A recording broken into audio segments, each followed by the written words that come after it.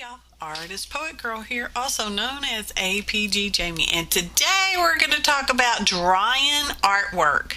This particular piece is a 12 by 12 clay board, and oh yeah, he can, y'all. So anyway, you can kind of see where the bubbles are forming. You have to be careful when you're working on canvases and other substrates other than paper, because paper is a little more absorbent anyway. Bubbles form. You can burn a canvas and a clay board and other substrates when you're using the heat gun. So use caution. See, here's the bubbles, and this may be what you want. And in this case, that is what I wanted. But you still have to use caution, okay? And remember, the back of it gets pretty darn hot. So we're going to move on to the paper. And this is regular copy paper. Now, the same can happen with cardstock and any other kind of papers. They can get really flimsy, which you'll see a little segment later on that shows this is really wet. Get a towel, carefully pick up your soppy wet paper and lay it on top of the towel, because the towel will help absorb the moisture from the paper.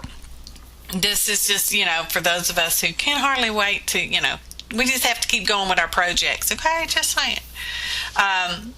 You have to be careful because paper will stretch and it does get warpy, in which case, if it does get warpy, press it under books overnight, or you can try ironing it. But remember, it can get hot and it can burn too. And sometimes you have to be careful. Oh, look how floppy wet that is.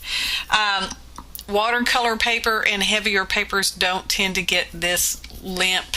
But yeah, they just don't. But you should still use caution with those as well when you're using heat gun, y'all.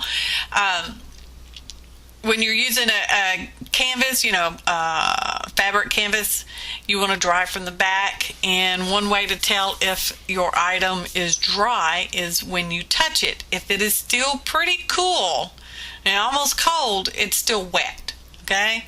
It may be dry on the surface, but it's wet underneath. And that's what causes the bubbles to form, is steam. When you have the surface dry and it's still wet underneath, it creates a steam. So there's your bubbles. And there we go. So thanks for watching. Tips, tidbits, and whatnots, number 5. Happy arting, y'all.